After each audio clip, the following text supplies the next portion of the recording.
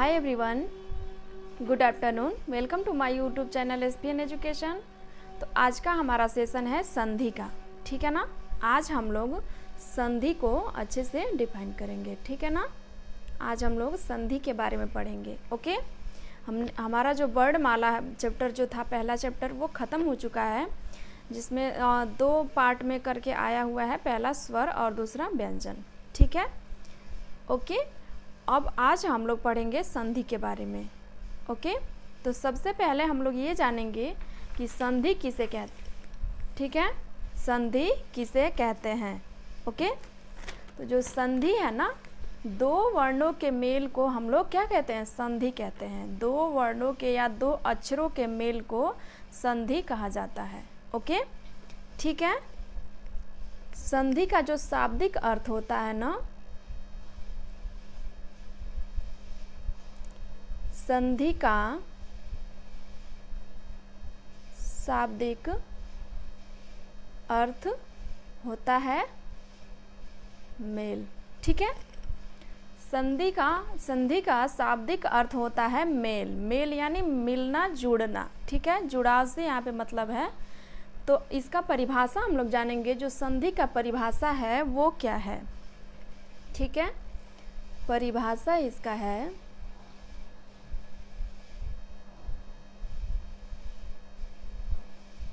परिभाषा संधि का है, दो वर्णों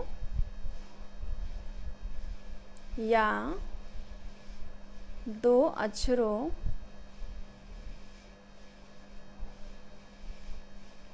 के मेल को हम संधि कहते हैं, ठीक है। समझ गए इतना। दो वर्णों या दो अक्षरों के मेल को क्या कहते हैं, संधि कहते हैं, समझ गए। अब हम लोग संधि के प्रकार के बारे में जानेंगे कि संधि कितने प्रकार के होते हैं, ठीक है ना, ओके। संधि कितने प्रकार के होते हैं, ठीक है। संधि के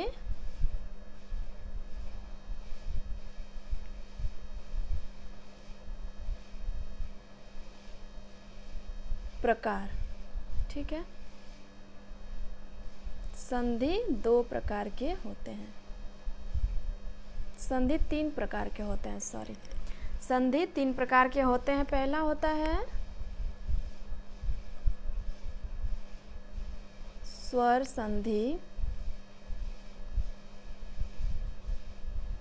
दूसरा होता है व्यंजन संधि,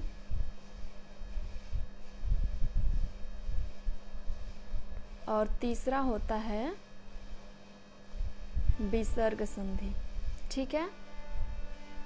संधि तीन प्रकार के होते हैं, स्वर, व्यंजन और विसर्ग, ठीक है। स्वर संधि, व्यंजन संधि और विसर्ग संधि, ओके। तो हम लोग संधि, जो स्वर संधि है ना, उसके प्रकार के बारे में पढ़ेंगे, ठीक है ना। जो स्वर संधि है उसके प्रकार के बारे में पढ़ेंगे। सबसे पहले हम लोग ये जानेंगे कि स्वर संधि किसे कहते हैं, स्वर संधि होता क्या है, ठीक है ना।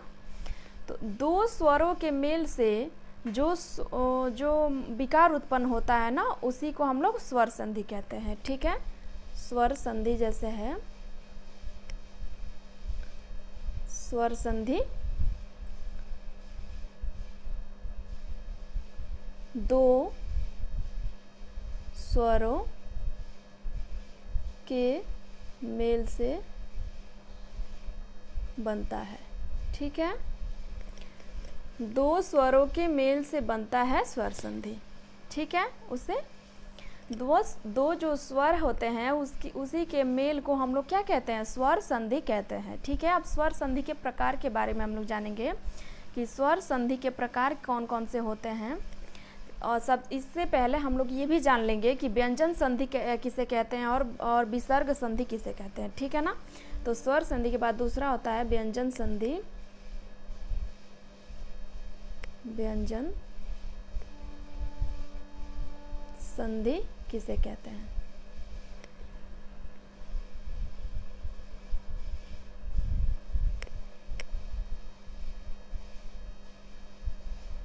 व्यंजन संधि, ओके। तो व्यंजन संधि में क्या होता है कि एक स्वर प्लस एक व्यंजन आता है, ठीक है ना। एक स्वर आता है, व्यंजन संधि को हम लोग संधि विच्छेद अगर करेंगे तो क्या होगा, उसमें एक में क्या होगा, स्वर आएगा और दूसरे में व्यंजन आएगा। ठीक है, तो उसी को हम लोग व्यंजन संधि कहते हैं। ठीक है ना।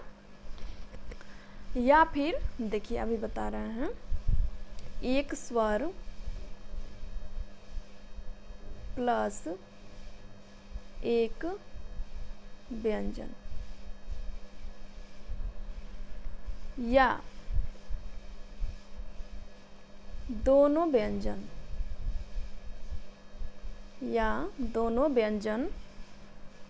व्यंजन आए तो उसी के जो मेल से जो विकार उत्पन्न होता है ना, उसी हम लोग व्यंजन संधि कहते हैं। समझ गए। जैसे कि हमने बताया कि व्यंजन संधि किसे कहते हैं, तो एक स्वर, यानी जब हम व्यंजन संधि का संधि विच्छेद करेंगे तो उसमें एक में क्या होगा, स्वर आएगा और दूसरे में व्यंजन आएगा। ठीक है, या पहले में भी व्यंजन आएगा और दूसरे में भी व्यंजन आएगा, तो क्या होता है, व्यंजन संधि होता है। ठीक है ना, समझ गए। और विसर्ग संधि किसे कहते हैं, विसर्ग संधि तीसरा जो है,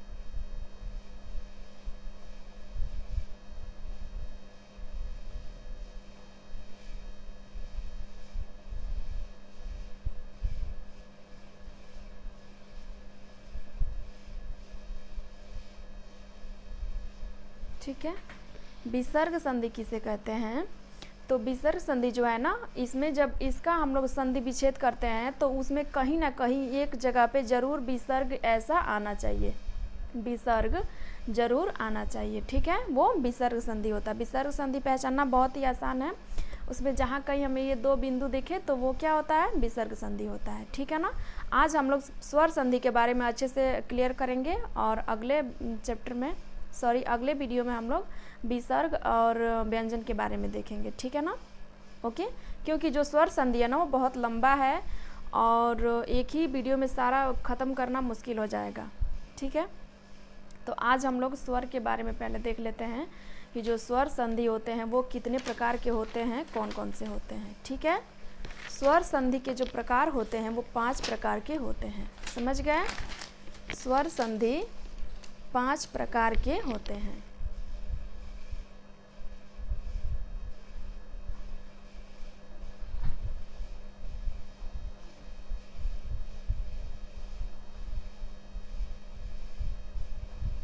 स्वर संधि 5 प्रकार के होते हैं। ओके, अब कौन कौन से होते हैं ये भी देख लेते हैं। पहला है हमारा दीर्घ स्वर संधि। ठीक है ना, दीर्घ स्वर संधि। ठीक है, दीर्घ स्वर संधि। ओके, दूसरा है गूढ़ स्वर संधि। इसे हम लोग दीर्घ संधि और गूढ़ संधि भी कह सकते हैं, लेकिन ये स्वर के अंतर्गत आ रहा है, इसीलिए हम समझने के लिए ज़्यादा आसान हो जाता है ना ये से समझना कि ये सारे हमारे क्या हैं, स्वर संधि के ही प्रकार है, इसलिए हमने ऐसा लिख दिया है। ठीक है ना, गूढ़ स्वर संधि। समझ गए। तीसरा होता है हमारा वृद्धि स्वर संधि। वृद्धि स्वर संधि। अच्छा, ये से हम लिख रहे हैं तो आप लोगों को समझ में आ रहा है ना, अगर नहीं समझ में आया तो भी बता दीजिएगा। ठीक है, इसमें बहुत आसानी से लिखा नहीं पाता है ना, इसीलिए ऐसे लिख दे रहे हैं। ठीक है, वैसे आप लोग समझदार हैं, समझ जाएंगे।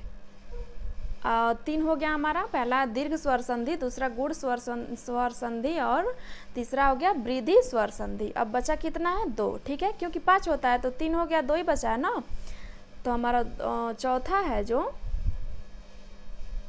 है यड़ संधि।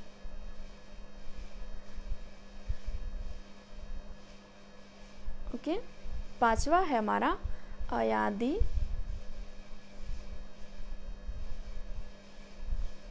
स्वर संधि। ओके, समझ में आ गया। 5 हमारे हैं स्वर संधि के भेद। जो पहला है हमारा दीर्घ संधि, गूढ़ संधि, वृद्धि संधि, यड़ संधि और अयादि संधि। ठीक है, समझ गए। अब हम लोग एक एक करके सारा अच्छे से क्लियरफाई करेंगे कि कैसे इसमें क्या होता है, कैसे इसका संधि विच्छेद होता है, ठीक है ना। और इतने अच्छे से मतलब आप लोग समझते चलिए ताकि कभी मतलब ये आज के बाद से न रहे कि संधि हमें नहीं पहचानना आ रहा है, ठीक है ना। जो भी आए तो फटाक से ऐसे लगा देना है कि ये गुड़ है, यड़ है, अयादि है कि वृद्धि है कि क्या है, मतलब ऐसे उसका पूरा परिभाषा ऐसे करके याद नहीं करना है, बिल्कुल एकदम देख के तुक्का ही लगा देना है, ठीक है ना। तो आइए देख लेते हैं पहले एक एक करके सारे जो भी है पाँचों के पाँचों।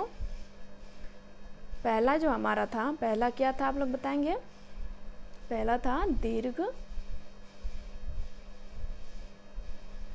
स्वर संधि, ठीक है। अब दीर्घ स्वर संधि के जो प्रकार उसका जो परिभाषा है उसमें क्या पहचानने के लिए उसमें होता है, जिससे कि जब दीर्घ स्वर संधि दिया हो तो हम उसे फटाक से क्या करें, पहचान लें। तो उसमें क्या होगा, इसमें दिया रहेगा दीर्घ का मतलब है, दीर्घ का मतलब क्या होता है, बड़ा होता है ना, दीर्घ का मतलब बड़ा होता है, ये तो आप लोग को पता ही है। तो बड़ा ही ना इसमें आएगा, और स्वर है तो स्वर ही आएगा, तो आ आएगा, बड़ी ई आएगा और आएगा बड़ा ऊ, ठीक है ना। कहीं भी जिस भी वर्ड में, जिस भी शब्द में दिया हो कि आ का मात्रा दिया हो संधि विच्छेद करने पे, तो हमारा क्या होता है, दीर्घ स्वर संधि होता है, ठीक है। जैसे बड़ी ई का मात्रा दे दिया हो तो वो भी पहचानना बहुत आसान है कि आ दिया हो, बड़ी मतलब किसी पे भी क्या हो, बड़ा डंटा लगा हो, बड़ी ई का मात्रा लगा हो, बड़ा ऊ का लगा हो, तो हमारा क्या हो, पहचानना आसान है, दीर्घ स्वर संधि है, ठीक है ना। तो इसका एग्जाम्पल भी हम लोग देख लेंगे। जैसे कि हमने पहले बताना है कि आ से जो टूटने वाला आ ई ऊ होता है ना, तो अब हम इसे डिलीट करके फिर लिख रहे हैं, आ से टूटने वाले शब्द, ठीक है। आ से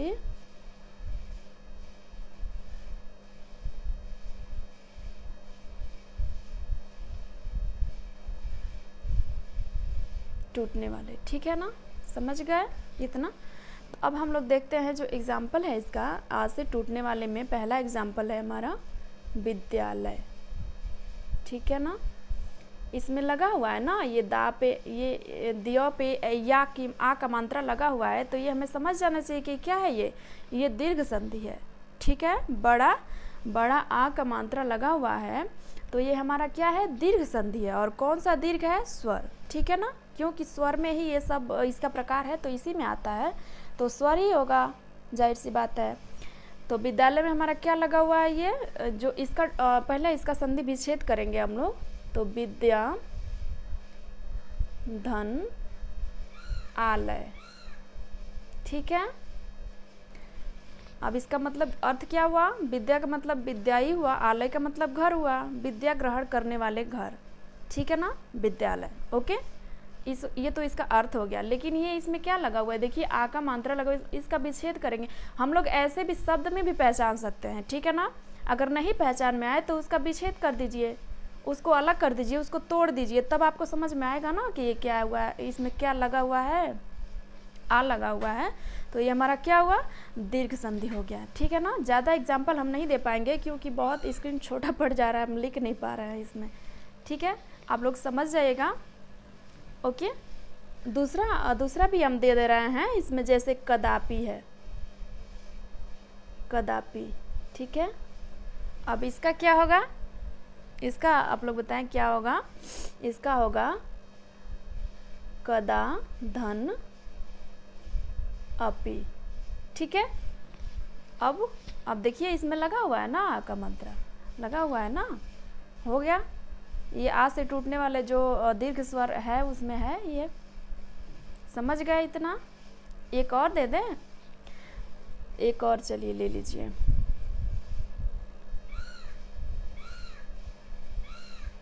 धर्मात्मा, इसका करें संधि विच्छेद, धर्म धन आत्मा, इसमें लगा हुआ है ना बड़का आ, ठीक है ना। तो ये हो गया हमारा दीर्घ स्वर संधि, ठीक है, समझ गए इतना। अगले पे चले, मतलब बड़ी ई से टूटने वाले जो शब्द है उसके बारे में बता दे रहे हैं, ठीक है ना। बड़ी ई से जो टूटने वाले हैं वो है, उसमें जो एग्जाम्पल है ई से टूटने वाले, एग्जाम्पल है हमारा अभीष्ट, ठीक है। इसका संधि विच्छेद कैसे होगा, कैसे होगा, अभिधान इष्ट, ठीक है। अभिधान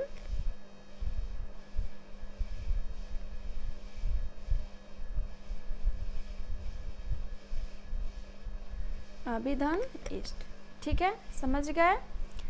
इसका यही होगा ना, अभिधान इष्ट। तो ये लगा हुआ है ना, बड़ी ई का मात्रा लगा हुआ है, तो हो गया ये अभीष्ट का, ठीक है। समझ गए, इतना समझ में आ रहा है ना कि ये कैसे होगा, कैसे टूट रहा है। इसमें हम लोग ऐसे भी समझ ले रहे हैं, देखिए नहीं भी विच्छेद करेंगे फिर भी ये समझ में आ जाएगा कि भ पे क्या हुआ है, बड़ी ई का मात्रा लगा हुआ है, तो ये दीर्घ है, ठीक है। ये बड़ा है, बड़ी ई का लगा हुआ है तो बड़ा ही है, बड़ा मतलब दीर्घ ही होता है, समझ गए ना।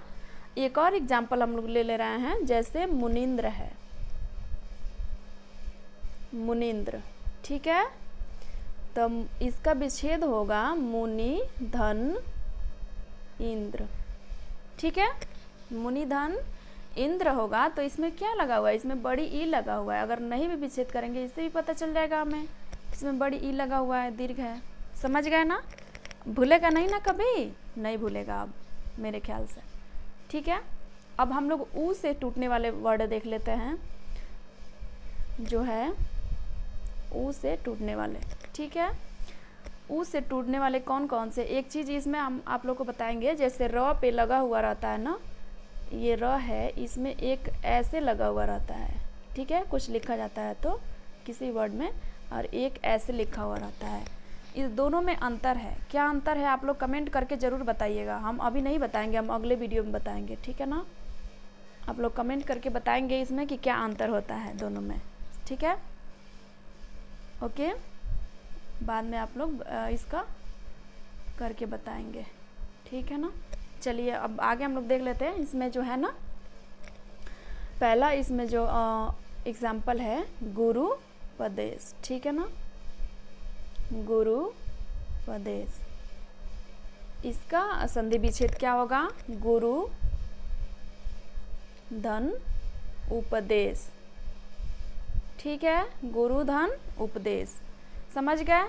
इसमें ऊ लगा हुआ है, ऊ लगा हुआ है ना, तो ये क्या होगा, बड़ा ऊ का मात्रा लगा हुआ है, तो ये होगा गुरु धन उपदेश, ठीक है। तो ये क्या हुआ, हमारा दीर्घ स्वर संधि हो गया, ठीक है। समझ गए कि एक और एग्जाम्पल चाहिए, चलिए एक और ले लीजिए, एक और ले लीजिए। इससे भानुदय हो गया, भानुदय, भानुदय हो गया। उसमें देखिए भानु धन उदय, ये क्या हो गया, भानुधन उदय। इसमें लगा हुआ है बड़ा ऊ का मात्रा, ठीक है, ये दोनों मिला करके बड़ा ऊ हो गया, समझ गए। तो ये क्या हुआ, दीर्घ स्वर संधि हो गया, ठीक है ना, क्लियर है। आगे चले अगले नंबर पे। अगला नंबर हमारा क्या है, गुण स्वर संधि, ठीक है ना। गुण संधि पे हम लोग चलेंगे, ओके।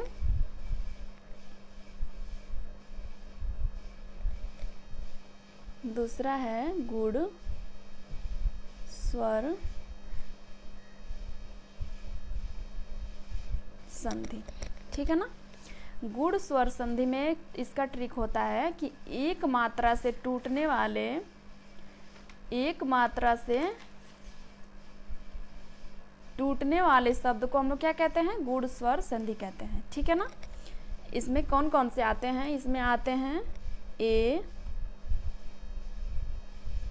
और ओ और ऋषि, ठीक है, इसमें 3 आते हैं, ठीक है ना। इसी से हम लोग पहचान सकते हैं कि इसमें कौन गुण स्वर संधि में, गुण संधि में आएगा ए आएगा, ओ आएगा और री आएगा, ये वाला स्वर वाला, ठीक है। तो हम लोग इसी को समझ लेंगे ना कि कैसे होता है, ठीक है। और इसका ट्रिक ये है ना कि ये एक मात्रा से टूटने वाले शब्द होते हैं, ठीक है ना। ये एक ही मात्रा, यानी इसमें डबल नहीं है। देखिए ए है तो ये एक ही मात्रा है ना, ओ है तो ओ एक ही मात्रा, अगर औ रहता तो डबल हो जाता, मतलब 2 मात्रा वाला हो जाता। अगर ए रहता तो 2 मात्रा वाला हो जाता। तो ये एक ही मात्रा वाला है ना, ए है ओ है, एक ही मात्रा वाला है। तो इसे हमारा ये ट्रिक है कि एक मात्रा से टूटने वाले जो वर्ड होते हैं, शब्द होते हैं, वे गूढ़ स्वर संधि कहलाते हैं। समझ गए। इसका एग्जाम्पल है, इसमें ऐसे एक बनता है, देखिए इसका एग्जाम्पल एक है नरेंद्र। हम ए से टूटने वाले वर्ड बता रहे हैं। ओके, नरेंद्र का होगा संधि विच्छेद नर धन इंद्र, ठीक है। नर धन इंद्र, नरेंद्र। ए हो गया ना मिला करके, यहाँ पे ए छोटे मतलब ए जो होता है, ए का मात्रा यहाँ पे लगा हुआ है ना, एक ही मात्रा लगा हुआ है ना, तो हमें तो ऐसे ही पहचान में आ जा रहा है कि ये गूढ़ संधि है, ठीक है। समझ गए। एक और एग्जाम्पल दे दे रहे हैं इसका, जैसे हो गया देवेंद्र, ठीक है, देव धन इंद्र, ठीक है। यहाँ पे एक ही मात्रा लगा हुआ है, तो ये क्या हो गया, ये हमारा गूढ़ संधि हो गया, ठीक है। एक मात्रा से टूटने वाले जो शब्द होते हैं वे गूढ़ स्वर संधि कहलाते हैं। समझ गए। अब ओ से टूटने वाले जो हम है उसमें वो बता दे रहे हैं।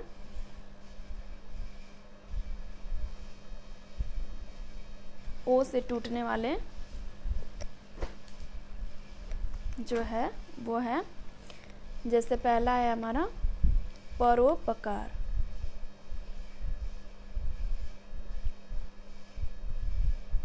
ठीक है, पर धन उपकार। समझ में आ गया। ओ से टूटने वाले, देखिए यहाँ पे ओ लगा हुआ है ना, ओ, और अ प्लस उ मिल करके ओ बनता है, ठीक है। समझ में आ गया आप लोग को। ये तो हमने स्वर में ही पढ़ा दिया था कि किससे किससे मिल करके हमारा जो संयुक्त स्वर है ना, वो हमारा संयुक्त स्वर है, तो किस किस स्वर से मिल करके बना हुआ है, ये चीज़ें तो हमने समझा दिया है पहले से ही, तो इसमें समझाना कोई ज़रूरी नहीं है, आप लोग समझ रहे हैं। तो इसमें हमें ऐसे ही दिख रहा है कि परोपकार पे क्या हुआ, ओ का मात्रा चढ़ा हुआ है, तो ये हमारा क्या हो गया, ये गूढ़ संधि के अंतर्गत आ गया, ठीक है। ओके, एक और एग्जाम्पल ले लीजिए, जैसे हो गया हितोपदेश, ठीक है, हितोपदेश, तो इसका विच्छेद हो गया हित धन उपदेश, ठीक है। अब आप लोग को विच्छेद करने की कोई ज़रूरत नहीं है, आप लोग ऐसे ही पहचान लेंगे शब्द देखते ही, ठीक है ना। समझ गए, क्लियर है इतना। अब इसमें एक री भी आता है ना, उसके बारे में भी हम लोग देख लेते हैं। री से कौन कौन सा आता है, जैसे आ गया ये सप्तऋषि, ठीक है, सप्तऋषि, इसमें इसका विच्छेद होगा सप्त धन ऋषि, ठीक है, सप्त धन ऋषि इसमें आएगा। तो ये हो गया, ये भी हमारे गूढ़ संधि के अंतर्गत आता है, री भी। तो इसको भी हम लोग देखेंगे, जहाँ कहीं भी हमें ये वाला स दिख जाए तो वो क्या हुआ, गूढ़ संधि के अंतर्गत आएगा, ठीक है। इसका एक और उदाहरण है देवर्षि। उदाहरण तो बहुत सारे हैं, लेकिन इसमें बताना है बस एक दो ही बता दे रहे हैं, ठीक है, बाकी आप लोग समझदार हैं। देव प्लस ऋषि, ठीक है, समझ गए। अब अगले 3rd नंबर पे चले हम लोग, वृद्धि स्वर संधि पे। इतना तो समझ गए आप लोग। गूढ़ स्वर संधि में क्या होता है, ए ओ और ऋषि, ठीक है। एक मात्रा से टूटने वाले शब्द को हम लोग गूढ़ स्वर संधि कहते हैं, समझ गए, ठीक है। उसके पहले हमने दीर्घ स्वर संधि के बारे में बताया। दीर्घ मतलब बड़ा होता है, जिसमें बड़ा आ आएगा, बड़ी ई आएगा, बड़ा उ आएगा, ठीक है। उसको देख करके हम लोग पहचान जाएंगे कि ये दीर्घ स्वर संधि है। और गूढ़ स्वर संधि में जैसे कि हमने बताया, इसमें ए आएगा, ए मतलब एक मात्रा वाला ए आएगा और एक मात्रा वाला ओ आएगा, तो हम क्या होगा, हमारा गूढ़ स्वर संधि होगा, ठीक है। और ऋषि भी इसमें आएगा, ठीक है। समझ गए इतना? ओके, तो अगला हम लोग का तीसरा नंबर वाला है। तीसरे नंबर पे चलेंगे। तीसरे नंबर पे हम लोग चलेंगे वृद्धि स्वर संधि। ठीक है, वृद्धि स्वर संधि, इसका ट्रिक ये है, दो मात्रा वाले शब्द वृद्धि स्वर संधि कहलाते हैं। ठीक है, समझ गए ना? हमारा जो गुण में था वो एक मात्रा से टूटने वाला था, और वृद्धि में क्या है, दो मात्रा से टूटने वाला। वृद्धि मतलब ज़्यादा होता है, विस्तार होता है, विकास होता है, तो उसका मतलब बड़ा ही होगा ना, समझ रहे हैं ना, बड़ा होगा। तो इसमें क्या होगा, दो मात्रा से जो टूटने वाले, विच्छेद करने वाले शब्द होंगे वो क्या होगा, वृद्धि स्वर संधि कहलाएगा। ठीक है, इसमें कौन कौन से आते हैं वृद्धि में, हमारे देख लेते हैं। ए आता है और औ आता है। ठीक है, हम बहुत ही आसान भाषा में पढ़ा रहे हैं, बहुत ज़्यादा डिफ़िकल्ट नहीं, पूरा मतलब दुनिया भर का लिखवा करके नहीं पढ़ा रहे हैं, बहुत ज़्यादा कि आप लोगों को समझ में ना आए, ऐसा नहीं है, सबको समझ में आ जाना चाहिए। ठीक है ना? ओके, तो अब इसका जो ट्रिक है हमने बताया कि दो मात्राओं वाले शब्द क्या कहलाते हैं, वृद्धि स्वर संधि कहलाते हैं। ठीक है, इसका एग्जाम्पल है, जैसे हमने ए का एग्जाम्पल दे रहे हैं, एक का एक, जो एक का एक होता है, एक प्लस एक। ठीक है, एक प्लस एक, जैसे ये हो गया, ये दो मात्रा वाला लगा हुआ है इसमें, तो हमें ऐसे ही समझ में आ जा रहा है कि वृद्धि स्वर संधि है इसमें, क्योंकि इसमें दो, उसके ऊपर छत पे क्या हुआ है, दो मात्रा लगा हुआ है।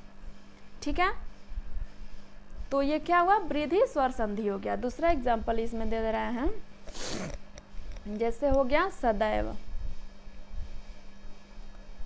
तो सदा धन एव, सदैव। ठीक है, ये इसमें दो चिरकी लगा हुआ है, तो ये हो गया वृद्धि स्वर संधि। ठीक है, समझ में आ रही है ना चीज़ें? ओके, अब हमें ये देखना है कि जो ओ का मात्रा है, ओ से कैसे टूटता है, ओ से देखना है। ठीक है, औ से, सॉरी, औ से, औ से जो टूटने वाले हैं वो है, जैसे पहला हमने दे दिया इसमें दंतोष्ठ।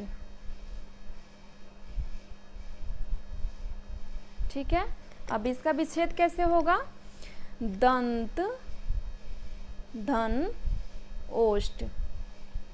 ठीक है, दंत धन ओष्ठ, इसमें दो गो चिरकी लगा हुआ है ना ओ पे, तो इसमें औ का मात्रा हो गया। ठीक है, और औ किस में आएगा, वृद्धि में आएगा।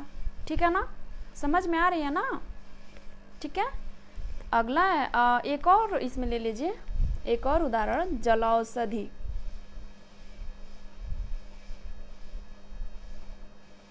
जलौषधि, इसका विच्छेद कैसे होगा, जल धन औषधि। ठीक है, जल धन औषधि, इसमें यहाँ पर भी औ दिख रहा है और यहाँ पर भी औ दिख रहा है। ठीक है, तो जैसे हम विच्छेद नहीं भी करेंगे तो हमें इसी से पहचान में आ जाएगा, फटाक से हम लोग ऑप्शन अपना चूज कर लेंगे। ठीक है ना, समझ में आ रही है ना? ओके, तो अगला हम लोग देखेंगे जो 4 नंबर हमारा है, यड़ स्वर संधि। ठीक है, चौथा है यड़ स्वर संधि। ओके, यड़ स्वर संधि में आता है, इसका ट्रिक है, य व के साथ क्या होता है, कोई भी आधा अक्षर आता है। इसका ये पहचानना बहुत ही आसान है कि कोई भी वर्ण शब्द लिखा हुआ है उसमें क्या होता है, आधा शब्द आधा जो क्या होता है अक्षर, आधा अक्षर उसमें आता है, तो यड़ स्वर संधि कहलाता है। ठीक है, यड़ संधि में क्या होता है, शब्द में आधा अक्षर बीच में आया रहता है। ठीक है, ओके, और इसमें आता है य व और र। ठीक है ना, ये इतना आता है, समझ गए? ठीक है ना, तो य से हम लोग टूटने वाले बता दे रहे हैं। देखिए इसमें इधर बताएंगे, य से टूटने वाले पहला इसमें है, और एग्जाम्पल इसका है पहला नंबर का, प्रत्येक। प्रतिधन एक। ठीक है, अब हम इसको कैसे पहचानेंगे? यह आया है, ठीक है, यह आया है उसमें, लेकिन इसमें आधा जो ये अक्षर आया हुआ है ना, इससे हम ज़्यादातर पहचान लेंगे। ठीक है ना, आसानी से पहचान लेंगे कि ये हमारा क्या है, यड़ संधि है। ठीक है ना, यड़ संधि है। दूसरा ऑप्शन है हमारा अत्यधिक। अत्यधिक का विच्छेद कैसे होगा? अति धन अधिक। ठीक है, इसमें भी य पे तो क्या हुआ, चढ़ा हुआ है, यानी आधा अक्षर चढ़ा हुआ है य पे, तो ये य से टूटने वाला वर्ड है, शब्द है। और आधा तो आया हुआ है, तो यड़ संधि, हम तो यही पे पहचान ले रहे हैं ना कि यड़ संधि है। ठीक है, अब व से टूटने वाले बता दे रहे हैं। व से टूटने वाले कौन कौन से होते हैं? जैसे में पहला है स्वागत। अब बताइए, इसमें व आया हुआ है ना, और व पे क्या हुआ है, आधा स चढ़ा हुआ है। ठीक है, हमें इसी में पहचान लेना, विच्छेद करने की कोई ज़रूरत नहीं है, फिर भी कर दे रहे हैं। सुधन आगत, स्वागत। ठीक है ना, इसमें क्या हुआ है, व पे आधा स चढ़ा हुआ है, यानी आधा अक्षर चढ़ा हुआ है, तो ये यड़ संधि के अंतर्गत आ गया। ठीक है, दूसरा इसमें एग्जाम्पल है, जैसे कि अन्वय। ठीक है, अनु धन वय, सॉरी। ठीक है, समझ में आ गया? जैसे व पे आधा अक्षर न चढ़ा हुआ है, तो यड़ संधि के अंतर्गत आ गया। समझ गया इतना? ठीक है ना। अब र के जो इसमें र वाला भी आया था ना, य व और र। ठीक है, तो र से टूटने वाले बता दे रहे हैं।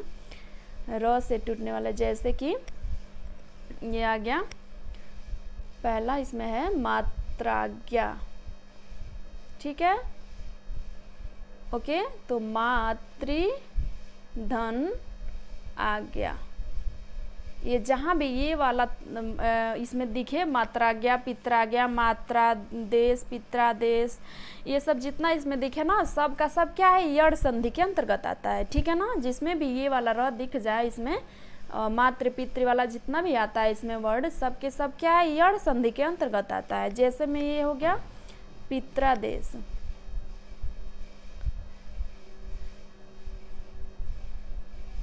पित्रादेश। ठीक है, तो पितृ धन आदेश। ठीक है, पितृधन आदेश, पित्रादेश, ये सब, ये क्या हुआ, ये र आए या फिर ये वाला र आए, दोनों, ये पूरा रहे या आधा रहे, तो मतलब कोई भी इसमें आए र, तो क्या होगा, ये यड़ संधि के अंतर्गत आएगा। ठीक है, समझ गए ना। ओके, आगे चलें। अगला है हमारा अयादी संधि, एक बचा हुआ है 5वां नंबर का। 5वां नंबर जो है